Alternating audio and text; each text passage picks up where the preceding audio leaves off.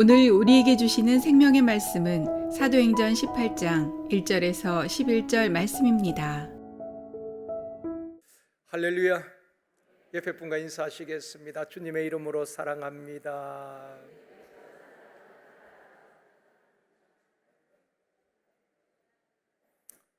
다시 한번요, 이 시간 은혜 받읍시다.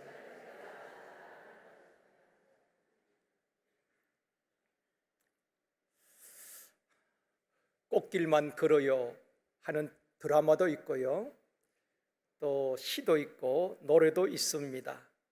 힘들고 어려운 일 없이 하는 일이 잘 되고 좋은 일만 있기를 바라는 의미에서 꽃길만 걸으세요, 그렇게 말하기도 합니다.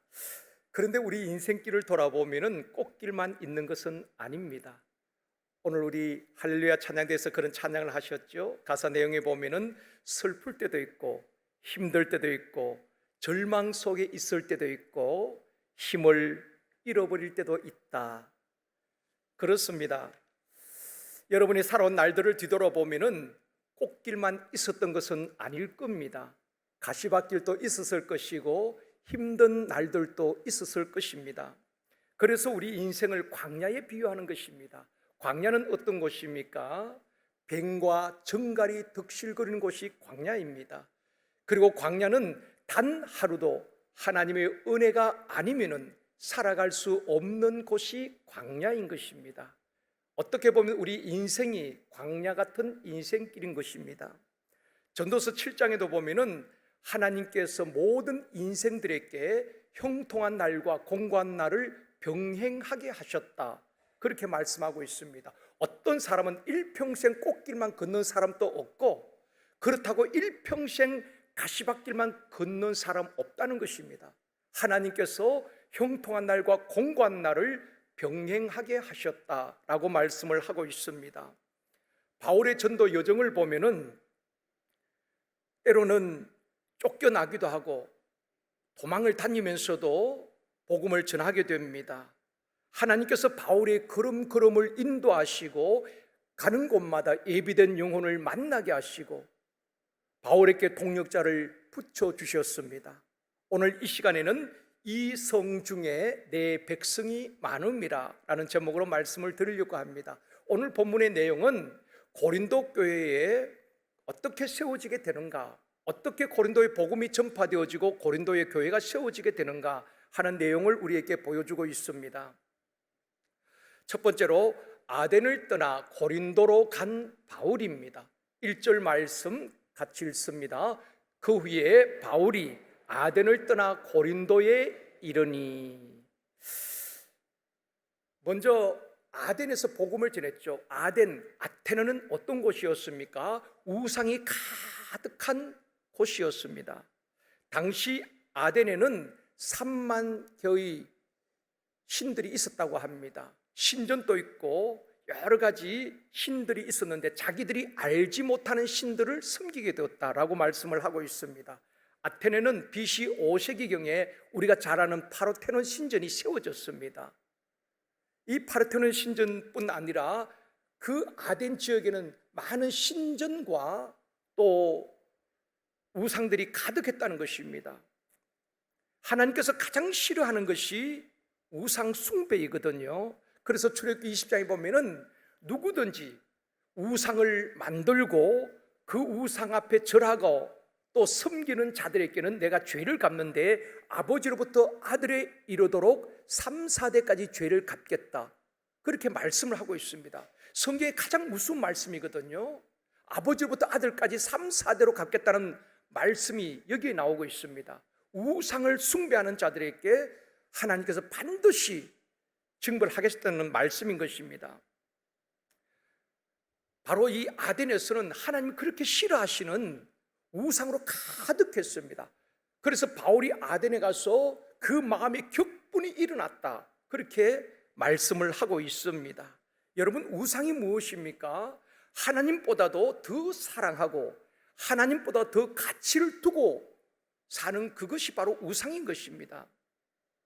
그 시대뿐 아니라 오늘날도 우상을 섬기고 우상을 쫓아 사는 사람들이 얼마나 많은지 모릅니다. 프레빈 왁스라는 사람이 쓴 우리 시대의 6가지 우상이라는 책이 있습니다. 전에도 읽었지만 이번에 설교 준비를 하면서 다시 한번 훑어보았는데요. 우리 이 시대에 6가지 우상이 무엇인가? 첫 번째는 자기가 우상이란 것입니다. 자신이 우상이란 것입니다.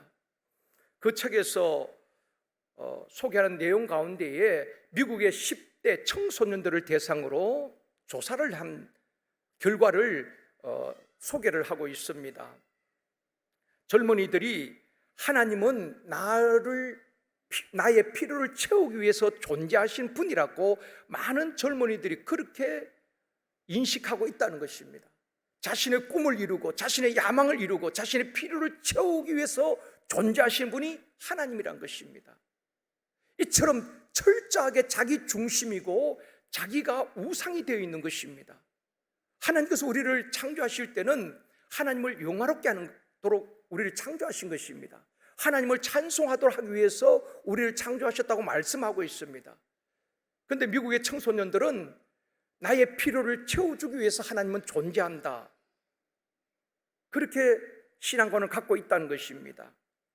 두 번째는 성공이 우상이고, 세 번째는 돈이 우상이고, 네 번째는 레저가 우상인 것입니다. 다섯 번째는 성이 우상이고, 여섯 번째는 권력이 우상이다. 프레빈 왁스는 그렇게 소개를 하고 있습니다. 이런 현대인의 우상을 무너뜨릴 수 있는 방법은 오직 예수 그리스도만이 나의 구원자가 되시고 오직 예수 그리스도만이 내 인생의 주인 되심을 믿고 고백할 때에 우리 안에 있는 우상을 무너뜨릴 수 있다고 저자는 이야기하고 있습니다. 아덴은 이처럼 우상이 가득하였고 뿐만 아니라 에피큐로스 학파와 스토아 철학자들이 절비했던 철학의 도시였습니다. 당시 로마에서도 이 아덴까지 와서 철학자들과 함께 논쟁을 하고 지식을 공유했던 곳이 바로 아덴이거든요. 그런 곳에 가서 바울이 복음을 전하는데 이 에피큐로스 학파들은 철저한 쾌락주의자들입니다. 그들의 우상은 쾌락인 것입니다. 이 땅에서 잘 먹고 잘 살고 그냥 즐기자는 것입니다. 그들에게 내세가 없습니다. 그런가 하면은 스토아 철학은 전혀 반대 양상입니다. 극단적 금욕주의자들입니다. 그들은 이성과 지성을 최우선시하는 것입니다. 그들에게, 스토아 철학자들에게 우상은 바로 지식이었습니다. 에피큐로스 학파나 스토아 철학자들은 내세에 대한 확실한 믿음이 없었습니다. 그래서 이 땅이 전부인 것입니다. 그들을 향하여서 바울이 아덴에서 전한 복음이 무엇입니까? 예수와 부활에 대해서 전했다라고 말씀을 하고 있거든요. 예수가 그리스도고 그분은 부활하셨다. 왜냐하면 그들은 부활을 믿지 않았거든요. 그래서 그들을 향하여서 사람이 한 번 죽는 것은 하나님께서 정하신 것이고 그 후가 있다는 것입니다. 부활이 있고 심판이 있다고 부활의 복음을 전하게 되는 것입니다. 반응이 어땠습니까? 어떤 사람들은 조롱합니다. 무슨 헛된 소리 하고 있어? 사람이 한 번 죽으면 끝이지 무슨 부활이 있어? 무시하고 조롱하는 사람이 있었던가 하면은 어떤 사람들은 우리가 바울을 다시 초청해서 그 이야기를 들어보자 하는 사람들도 있었습니다. 바울은 달변가 아니겠습니까? 최고의 지식인입니다.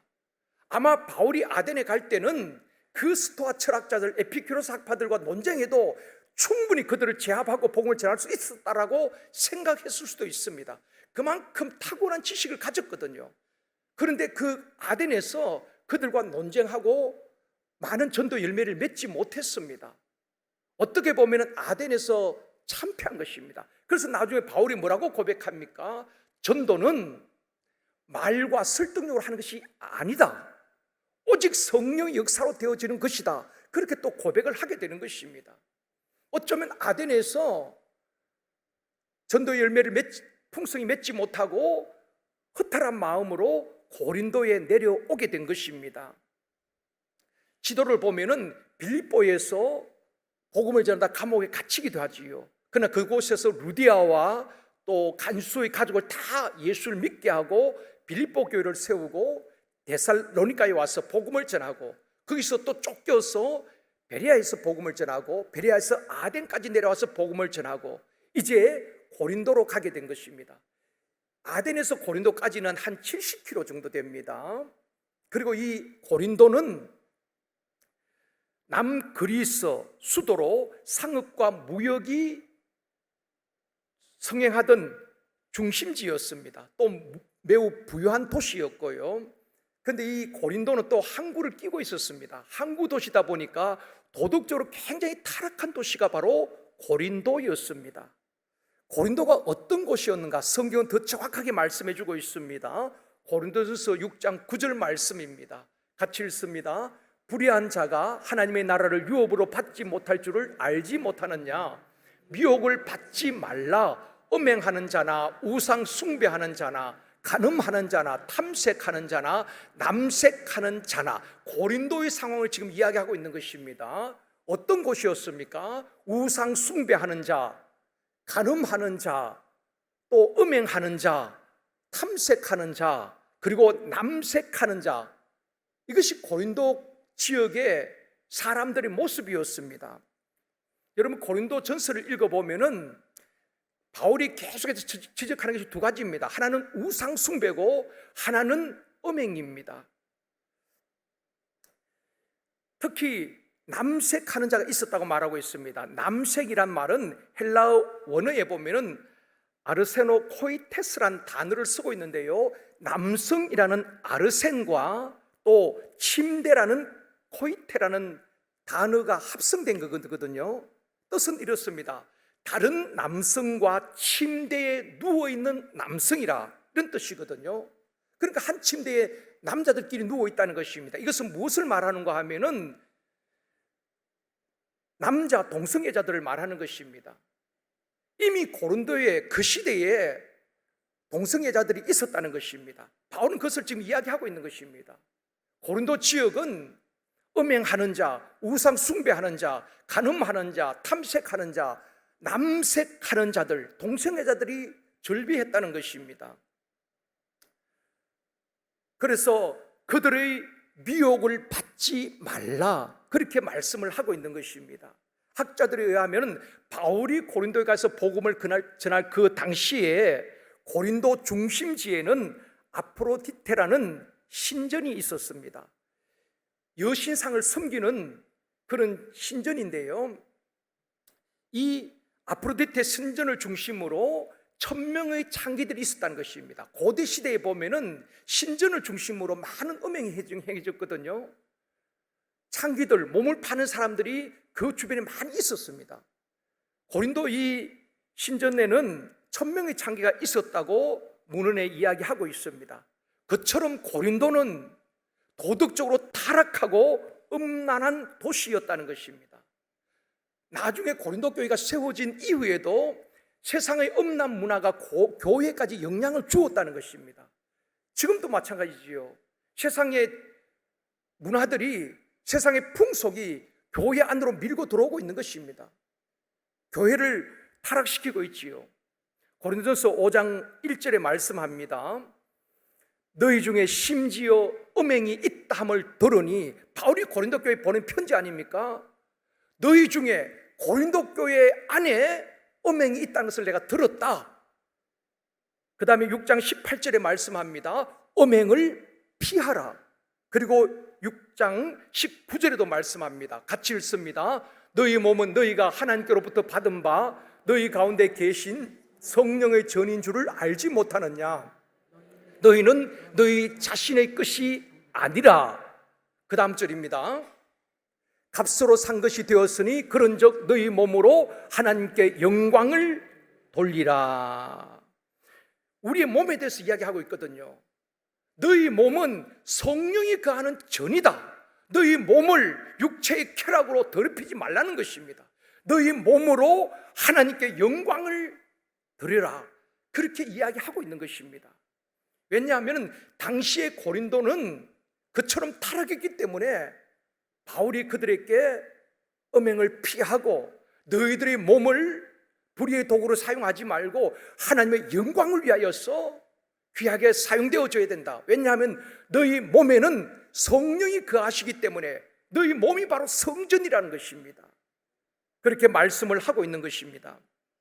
바울이 아덴에서 굉장히 고전을 했지요. 그리고 고린도에 내려왔습니다. 근데 고린도 상황은 더 어려운 겁니다. 왜냐하면 우상과 성적으로 타락한 도시였기 때문에 복음 전하기가 더 어려웠다는 것입니다. 그때의 심정을 고린도전서 2장 3절에서 이렇게 밝히고 있습니다. 같이 읽습니다. 내가 너희 가운데 거할 때에 약하고 두려워하고 심히 떨었노라. 천하의 사도 바울도 이 고린도에서 와서 보니까 우상도 가득하지만 얼마나 그 도시가 죄악으로 가득한지 이들에게 어떻게 복음을 전할까 마음이 약하여지고 위축되고 두려워지고 마음에 심히 떨었다고 바울이 고백하고 있는 것입니다. 그런데 이런 상황에서 모든 전도자들은 하나님이 이끌어 가시는 것입니다. 바울에게 사람을 붙여주시고 또 환상을 보여주시고 하나님께서 친히 말씀으로 위로하시고 격려하시고 담대히 고린도의 복음을 전하게 하시고 고린도 교회를 세워가는 장면을 오늘 본문에서 보게 되는 것입니다. 두 번째로 내 길이 막힐 때에 새로운 길을 여시는 하나님이십니다. 2절 말씀 같이 읽습니다. 아굴라라는 본도에서 난 유대인 한 사람을 만나니 글라우디오가 모든 유대인을 명하여 로마에서 떠나라 한 고로 그가 그 안에 브리스길라와 함께 이달리아로부터 새로 온지라. 바울이 그들에게 가매. 여기서 아굴라라는 사람이 등장을 합니다. 아굴라는 본도에서 난 유대인이라고 말하고 있습니다. 본도는 소아시아 북쪽에 있는 지역을 말합니다. 지금의 터키 북쪽을 말합니다. 거기에서 아굴라가 태어났는데 이 아굴라는 유대인입니다. 디아스포라 유대인이에요. 유대 땅에 사는 것이 아니라 유대의 피를 갖고 있지만은 이방 땅에서 터키에서 살아가고 있는 디아스포라 유대인입니다. 그런데 이 아굴라가 그 로마에서 결혼을 하게 되는데 그 아내가 브리스길라, 성경에 보면 브리스가라고도 말합니다. 같은 인물입니다. 이 브리스길라는 로마 명문 가문 출신입니다. 로마 시민권을 가진 사람입니다. 그러니까 어떻게 보면 국제 결혼을 한 것입니다. 또 글라우디오 황제가 등장하는데 글라우디오 황제가 로마 시민권이 없는 사람은 다 로마를 떠나라는 칙령을 내리게 되는 것입니다. 이 글라우디오는 로마의 네 번째 황제거든요. 유대인들이 폭동이 일어날까 봐 두려워하면서 로마 시민권이 없는 유대인들은 다 로마에서 떠나라. 그것이 바로 2절 말씀입니다. 이것을 나사렛 칙령이라고 말합니다. 글라우디오 황제가 로마 시민권은 없는 사람들은 유대인들은 다 로마를 떠나라는 나사렛 칙령을 발표한 것입니다. 그래서 이 아굴라와 브리스길라 부부가 로마를 떠나서 고린도에 오게 되었다는 것입니다. 브리스길라는 로마 시민이잖아요. 그러면은 로마를 떠나지 않아도 됩니다. 요사이 보면은 미국 영주권과 시민권을 얻기 위하여서 부부도 별거하는 그런 경우가 있습니다. 그런데 이 브리스가는 당신은 유대인이니까 떠나가십시오. 나는 로마에 남아있겠습니다. 그게 아닙니다. 이 브리스길라는 남편의 뜻을 존중하고 남편을 따라서 고린도로 오게 되는 것입니다.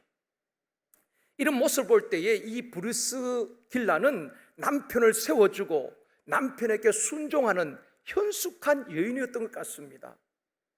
그래서 기꺼이 로마 시민권자이지만은 남편을 따라서 이 고린도에 오게 된 것입니다. 성경에 보면은 남편인 아굴라보다도 아내인 브리스가가 먼저 나올 때가 있습니다. 항상 성경에 보면 브리스가와 아굴라, 그만큼 성경에서 이 아내를 높이 평가한다는 것입니다.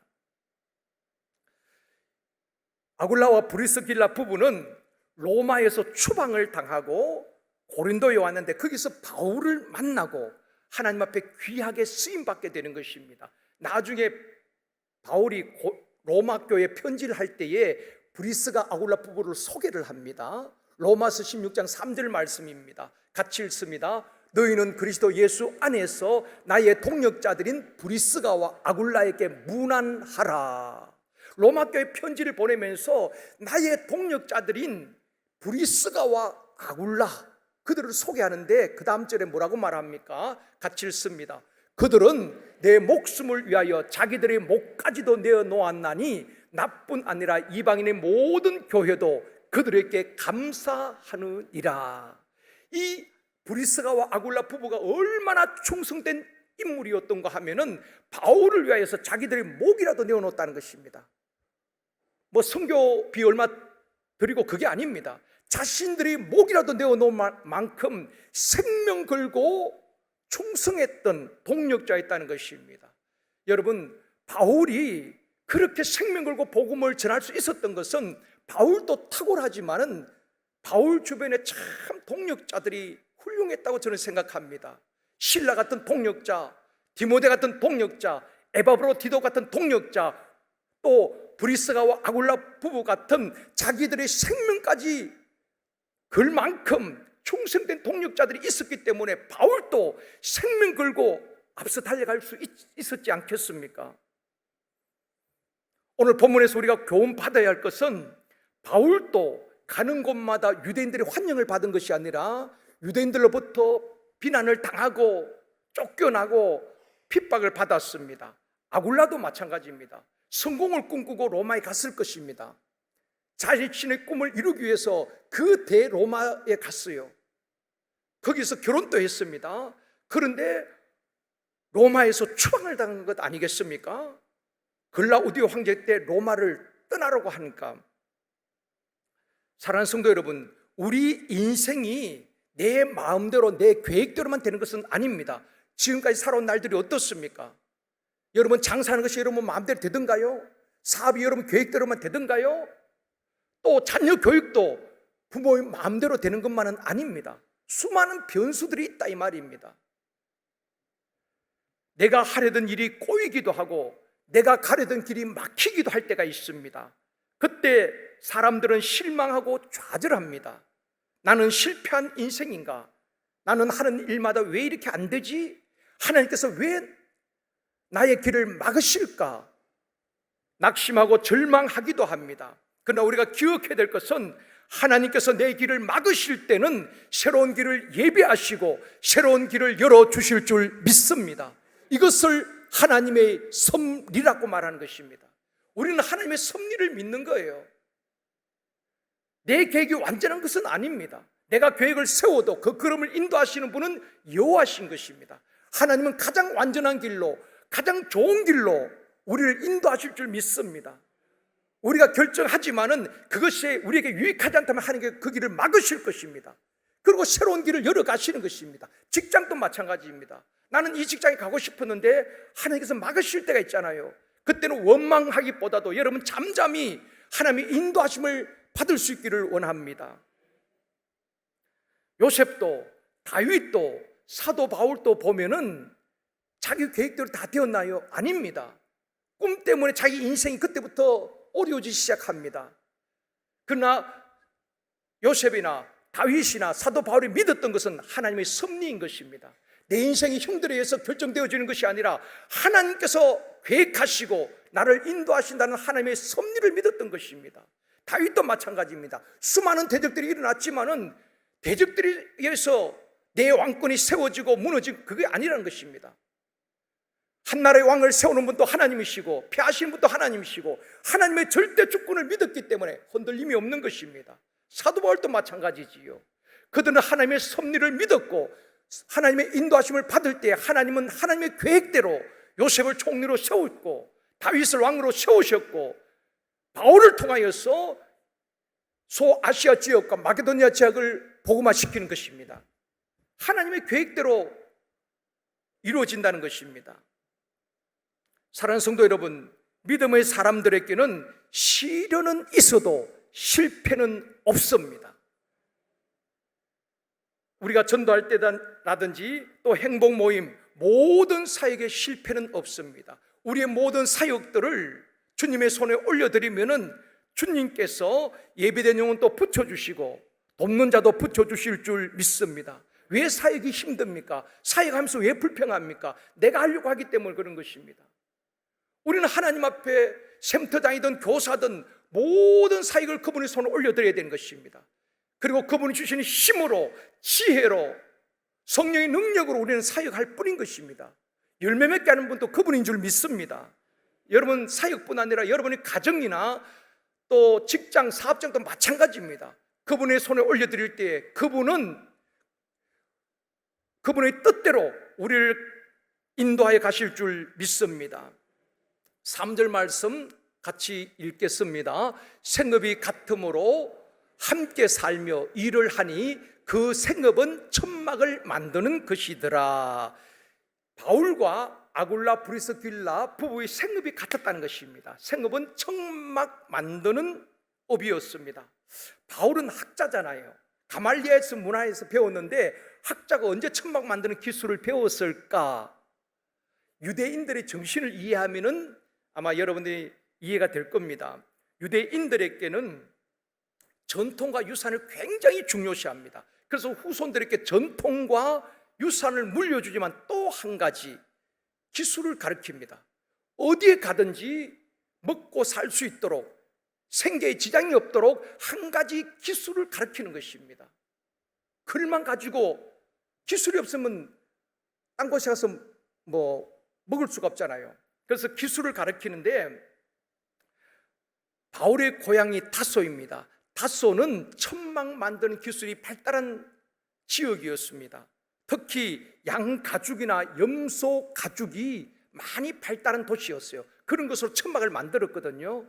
당시에 다소 사람 하면 천막 잘 만드는 사람 이렇게 인식될 정도로 천막업이 발달한 곳이 바로 다소였습니다. 바울의 고향이거든요. 그러니까 이 바울이 자연스럽게 천막 기술을 배웠을 것이다 라고 추측을 하고 있습니다. 천막 기술자인 아굴라 부부와 함께 바울도 업이 같았어요. 함께 지내면서 사역을 하게 되는 것입니다. 지금도 일하면서 선교하는 사람, 자비랑 선교사들을 텐트 메이커라고 말하는 것입니다. 자기가 일을 하면서 또 선교비를 충당하면서 복음을 전하는 것입니다. 4절 말씀 보시겠습니다. 같이 읽습니다.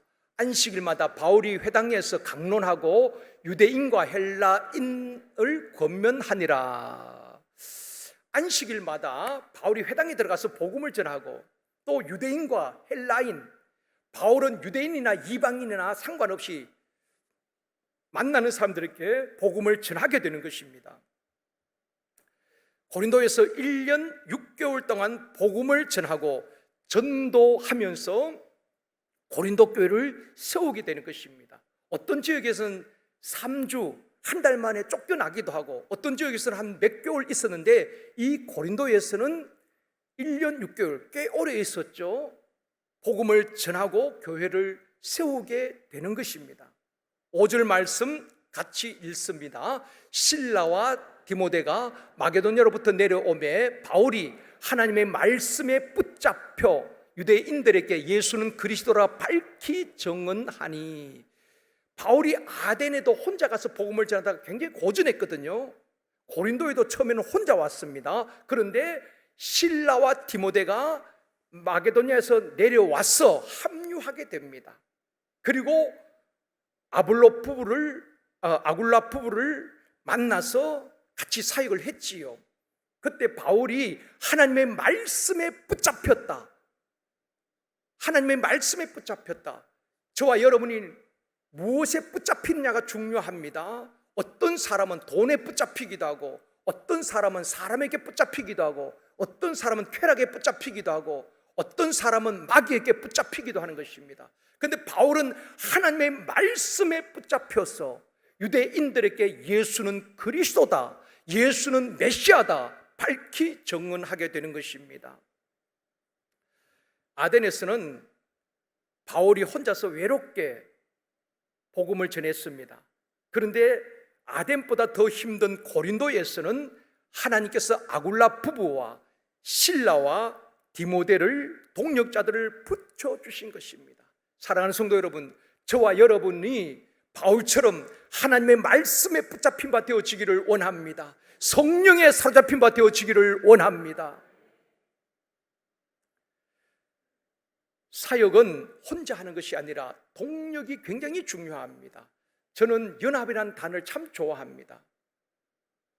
연합을 잘 해야 하는 것입니다. 유니티라는 단어를 참 좋아하는데, 어떤 분들을 보면 혼자 일을 맡겨놓으면 탁월하게 잘합니다.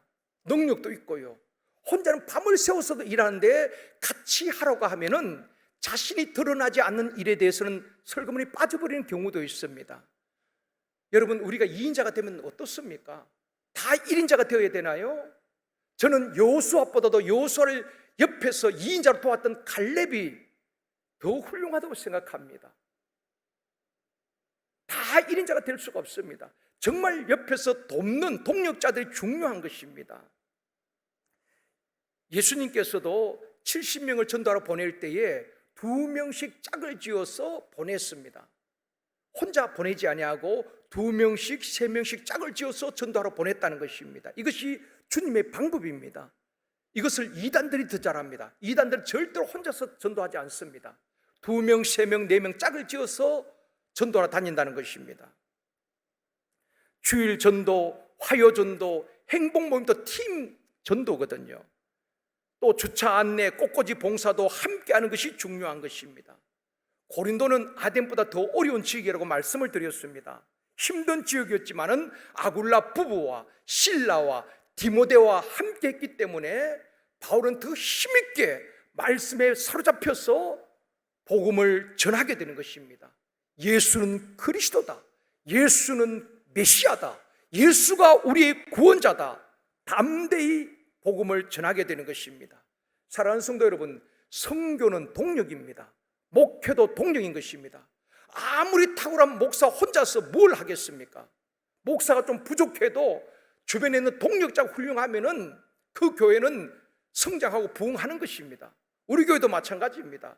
목사가 부족해도 담임 목사 중심으로 우리 부목사님들, 또 장로님들, 샘터장님들, 교사들, 이런 동력하는 분들이 함께 할 때에 건강한 교회, 아름다운 교회, 성장하는 교회가 되어줄 줄 믿습니다. 6절 말씀 같이 읽습니다. 그들이 대적하여 비방하거늘 바울이 옷을 털면서 이르되 너희 피가 너희 머리로 돌아갈 것이요 나는 깨끗하니라. 이후에는 이방인에게로 가리라 하고. 역시 고린도에서도 유대인들이 방해를 하는 것입니다. 바울을 대적하고 비방하는 것입니다. 그래서 바울이 옷을 털어버리고 그곳을 떠나게 되는 것입니다. 바울도 인간이기 때문에 그렇게 대적하고 비방할 때에 마음이 위축이 되고 두려움이 있었던 것 같습니다. 그때 하나님께서 다시 바울에게 말씀하시는 것입니다. 세 번째로, 이 성중에 내 백성이 많음이라. 9절 말씀입니다. 같이 읽습니다. 밤에 주께서 환상 가운데 바울에게 말씀하시되 두려워하지 말며 침묵하지 말고 말하라. 여러분, 우리가 인생을 살다 보면은 두려움이 있을 때가 얼마나 많이 있습니까? 마음이 위축될 때도 있습니다. 마음이 힘들 때도 있어요. 그럴 때에 하나님의 음성이 들려지기를 원합니다. 바울도 굉장히 마음이 위축되었을 때에 그 밤에 하나님께서 바울에게 말씀하시는 것입니다. 두려워하지 말며 침묵하지 말라. 두려워하지 말며 침묵하지 말라. 이 음성이 들려지기를 원합니다. 10절 말씀, 이번 주 암송 말씀입니다. 내가 너와 함께 있음에 어떤 사람도 너를 대적하여 해롭게 할 자가 없을 것이니 이는 이 성중에 내 백성이 많음이라 하시더라. 왜 바울이 침묵해서는 안 되는가? 이 성중에 내 백성이 많음이라. 하나님은 먼저 약속합니다. 내가 너와 함께 하겠다. 수많은 대적자들이 일어난다 할지라도 바울아, 두려워하지 말아라. 내가 너와 함께 하겠다.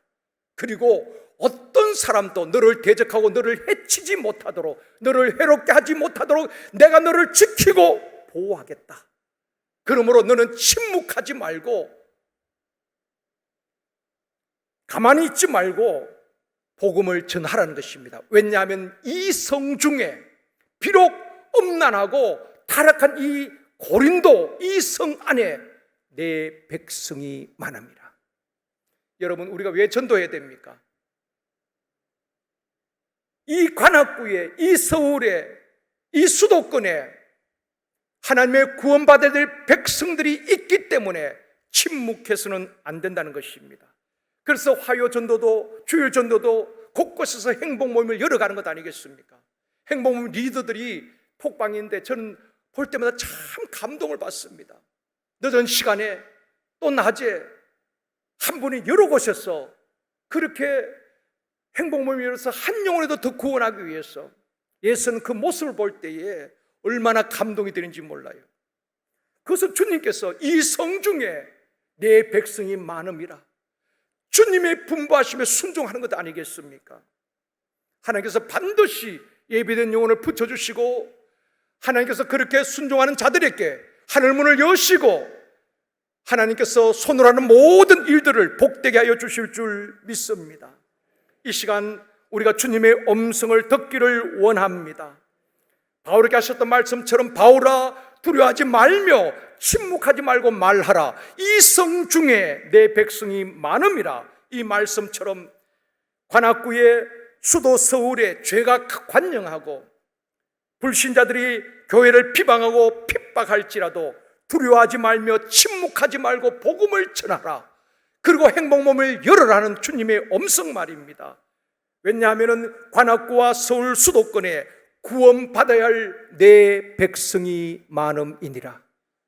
이 지역에 내 백성이 많음이라. 그것 때문에 복음을 전하라는 것입니다.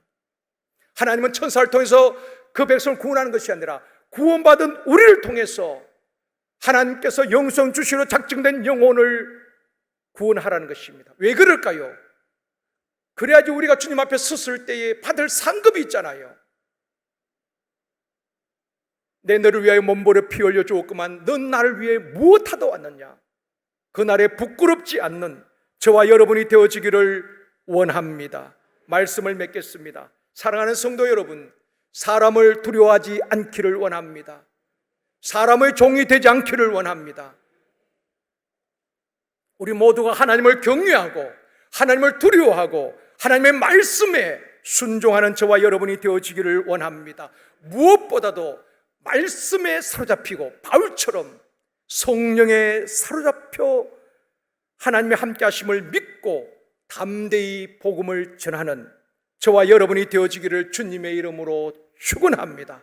하나님은 여러분과 함께 하시고 그 누구도 여러분을 해롭게 하지 못하도록 하나님께서 방패와 손방패가 되셔서 지키시고 보호하여 주시는 줄 믿습니다.